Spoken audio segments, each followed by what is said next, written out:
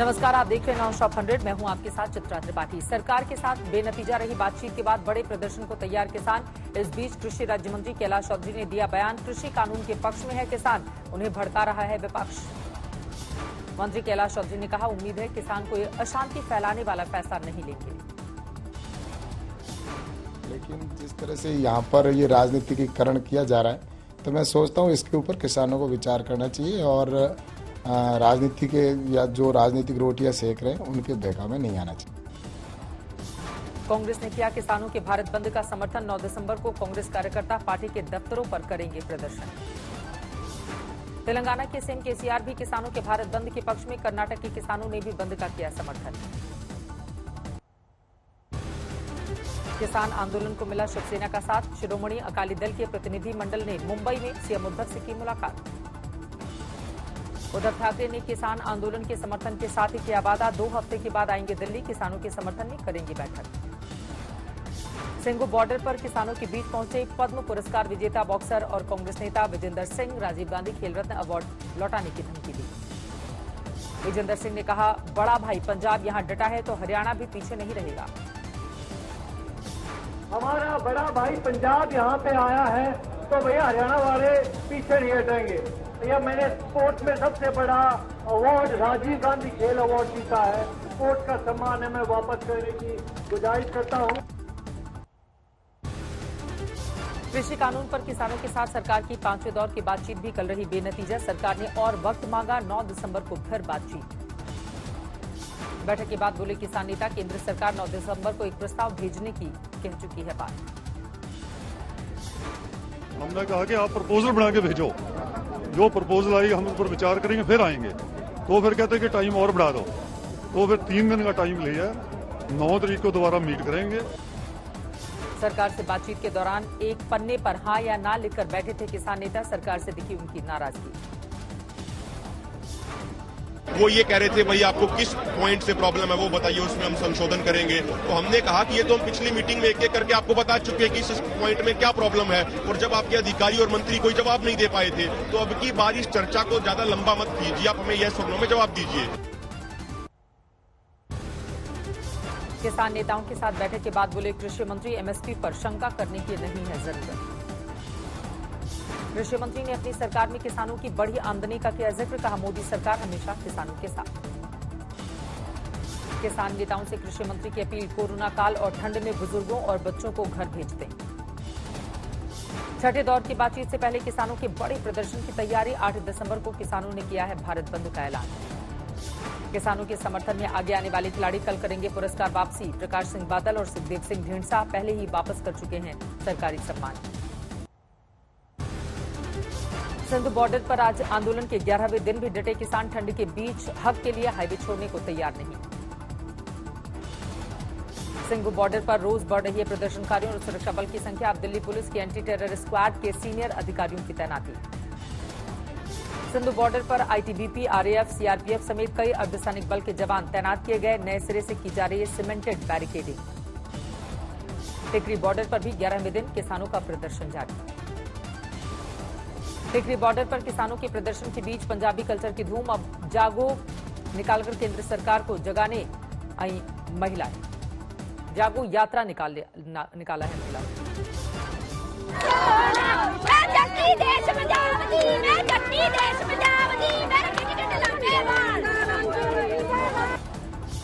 Ghazipur border में भी किसानों का प्रदर्शन जारी। सर्द हवा में अलाव के साथ कट रही है रात।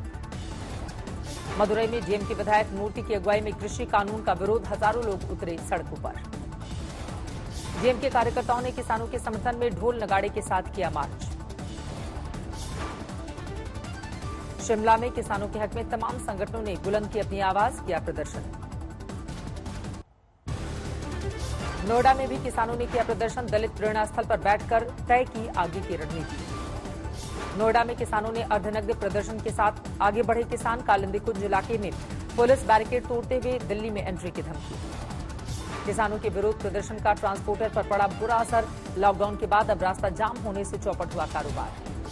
श्रीनगर में आतंकवादियों ने पुलिस पार्टी पर की फायरिंग। हमले में एक कांस्टेबल और एक स्थानीय नागरिक घायल। श्रीनगर के साजगारीपुरा में सुरक्षा बल ने की आतंकवादियों की घेराबंदी। जम्मू कश्मीर में डीडीसी चुनाव के चौथे चरण के मतदान से पहले बारामूला में आतंकवादियों के छिपाए हथियार बरामद, बंकर में मिला हथियारों का जखीरा। कल होगा चौथे चरण का मतदान। जम्मू कश्मीर में डीडीसी चुनाव में अब तक 3 चरण की हो चुकी है वोटिंग। कुल 8 चरण में होना है चुनाव। तीसरे चरण में छिटपुट हिंसा के मद्देनजर सुरक्षा इंतजाम सख्त। डीडीसी चुनाव में अब तक तीनों चरणों में हुई है बंपर वोटिंग, 50% से ज्यादा पड़े वोट।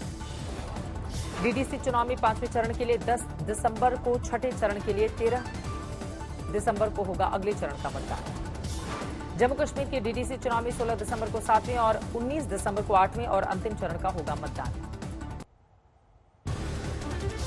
पश्चिम बंगाल में बीजेपी ने शुरू किया घर घर जनसंपर्क अभियान। प्रभारी विजय वर्गीय ने संभाली कमान। सीएम ममता बनर्जी पर जमकर बरसे। अगले साल जनवरी से शरणार्थियों को नागरिकता का दिया भरोसा। कैलाश विजयवर्गीय ने ममता सरकार को तुष्टीकरण और 30% लोगों के संरक्षण वाली बताया। दिया विवादित बयान। कहा पश्चिम बंगाल में दुर्गा पूजा में दिक्कत, मुहर्रम मनाना आसान। हमारे यहाँ दुर्गा पूजा मनाना कठिन है, मुहर्रम बनाना आसान है। सरकार उनको संरक्षण देती है। कैलाश विजयवर्गीय का आरोप, ममता सरकार मदरसे के मौलवियों को देती है 5,000 रुपए, जबकि मंदिर के पुजारियों को 1,000-1,200 रुपए, वो भी बीजेपी के दबाव में।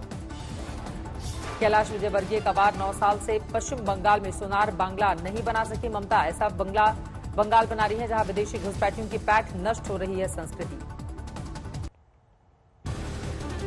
पश्चिम बंगाल में बड़ी सीएम ममता की मुसीबत, एक और मंत्री के बगावती तेवर। वन मंत्री राजीव बनर्जी का गंभीर आरोप। ममता के वन मंत्री राजीव बनर्जी का आरोप, टीएमसी में चमचागिरी संस्कृति का है बोलबाला। দেখবেন প্রথম যারা ঝাঁপায় তারা হচ্ছেন পাড়ার ছেলে মেয়েরা, তারা সবার আগে তাদের কাছে সাহায্য সহযোগিতা। आसनसोल के जामग्राम में बीजेपी की रैली के दौरान हंगामा, बमबाजी में कई बीजेपी कार्यकर्ता घायल। टीएमसी कार्यकर्ताओं पर लगा हमले का आरोप। उपद्रवियों ने तमाम वाहनों में लगा दिया आग। तनावपूर्ण माहौल के बीच बढ़ाई गई सुरक्षा व्यवस्था। बंगाल में जब ये लोग बोल रहा है द्वारे द्वारे सरकार, तब वो लोग द्वारे द्वारे तृणमूल के ऊपर हमला के लिए रेडी हो गया। आसनसोल में हुए उपद्रव पर टीएमसी ने बीजेपी पर ही लगाया गंभीर आरोप। कहा द्वारे द्वारे सरकार अभियान के बीच बीजेपी कार्यकर्ताओं ने कैंप में लगाई आग। अभिनेत्री और टीएमसी सांसद नुसरत जहां ने संभाली टीएमसी के प्रचार अभियान की कमान। बसीरहाट में द्वारे द्वारे सरकार अभियान में जुड़ी लोगों के बीच गई। प्रचार अभियान के दौरान नुसरत जहां ने पुरुषों, महिलाओं, बच्चों से घुल मिलकर की बात। ममता सरकार की योजनाओं का किया बखान। कहा देश में सिर्फ टीएमसी सरकार ही कर रही है बेहतर काम। पश्चिम बंगाल के सिलीगुड़ी में गोरखालैंड की फिर उठी मांग। गोरखा जनमुक्ति मोर्चा ने किया प्रदर्शन।